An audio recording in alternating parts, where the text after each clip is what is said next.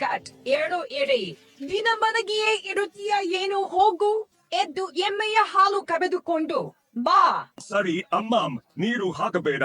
ನಾನು ಈಗ ಹಾಲು ಕರೆದುಕೊಂಡು ಬರುತ್ತೇನೆ. ನನ್ನ ಅಮ್ಮ ಈ ಎಮ್ಮೆಯಿಂದಾಗಿ ನನ್ನನ್ನು ಮನೆಯಲ್ಲಿ ನೆಮ್ಮದಿಯಿಂದ ಇರಲು ಬಿಡುವುದಿಲ್ಲ. ಕೆಲವೊಮ್ಮೆ ಈ ಎಮ್ಮೆಯನ್ನು ಹಸಿಯಾಗಿಯೇ ತಿಂದು ಬಿಡಬೇಕು ಎನಿಸುತ್ತದೆ. ಇವತ್ತು ನಾನು ಈ ಎಮ್ಮೆಯಿಂದ ಜೀವನ ಪೂರ್ತಿ ಮುಕ್ತಿ ಪಡೆಯುತ್ತೇನೆ. ಚಿಕ್ಕಪ್ಪ, ನಾನು ಈ ಎಮ್ಮೆಯನ್ನು ಮಾರಲು ಬಯಸುತ್ತೇನೆ. ನೀವು ಇದಕ್ಕೆ ಎಷ್ಟು ಹಣ ಕೊಡುತ್ತೀರಿ? ಅಲಿಯ, ನಾನು ನಿನಗೆ 200 ರೂಪಾಯಿ ಕೊಡಬಲ್ಲೆ. ಸರಿ ಚಿಕ್ಕಪ್ಪ, ಈ ಎಮ್ಮೆ ತೆಗೆದುಕೊಳ್ಳಿ. ಇಂದಿನಿಂದ ಎಲ್ಲ ತೊಂದರೆ ಮುಗಿಯಿತು.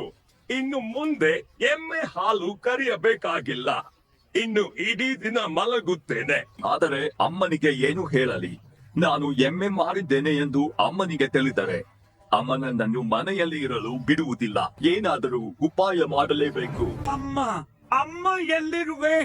ಸರ್ವನಾಶವಾಯಿತು. ಬೇಗ ಬಾ. ಅರೆ ನನ್ನ ಮಗನೇ, ನೀನು ಈ ರೀತಿ ಏದುಸಿರು ಬಿಡುತ್ತಾ ನಡುಗುತ್ತಾ ಎಲ್ಲಿಂದ ಬಂದೆ? ನಿನ್ನ ಈ ಸ್ಥಿತಿ ಹೇಗೆ ಆಯಿತು? ಮತ್ತು ನಮ್ಮ ಎಮ್ಮೆ ಎಲ್ಲಿದೆ? ಅಮ್ಮ, ನಮ್ಮ ಎಮ್ಮೆಯನ್ನು ಒಂದು ಹುಲಿ ಎತ್ತಿಕೊಂಡು ಹೋಯಿತು.